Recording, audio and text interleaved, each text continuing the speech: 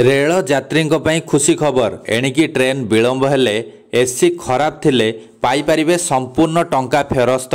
आसंतु जानिबा एहार services खबर विषय में। रेल यात्री एक खुशी खबर आसी। भारतीय रेलवाई टिकेट बुकिंग वेबसाइट IRCTC यात्री मानक पई एक नूतन सुविधा आरंभ करिछि। एही सुविधा अनुसार जदि ट्रेन विलंब हुए किंबा एसी कोच रे समस्या देखा दिए जेमिति कि ठंडा न हेबा एसी खराब थिबा तेबे यात्री को संपूर्ण टिकेटर टंका फेरस्त कर दिया जिवो। एही निष्पत्ति यात्री समस्या को ह्रास करबा पई निया जायथिबा खबर रेलवाई पक्षरु स्पष्ट कर दिया जायछि।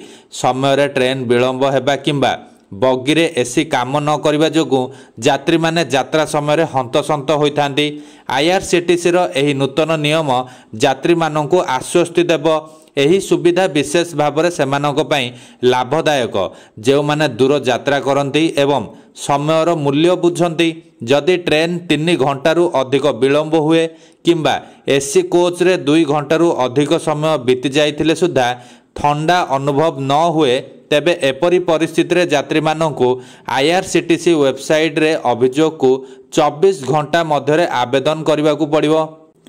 रिफंड पाइबा बहुत सहज।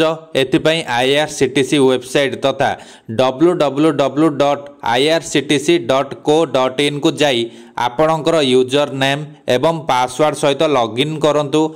होम पेज रे रिफंड किंबा अभियोग विकल्प खोजी क्लिक करंतु। आपणकर टिकट रो PNR नंबर यात्रा तारीख एवं समस्या जेपरिक ट्रेन विलंब किंबा एसी त्रुटि प्रवेश करंतु। समस्त सूचना पूर्ण करिबा परे सबमिट बटन दबांतु। आपणकर टंका 7 रु 10 दिन मध्यरे आपणक बैंक अकाउंट को फेरस्त कर दिया जिवो।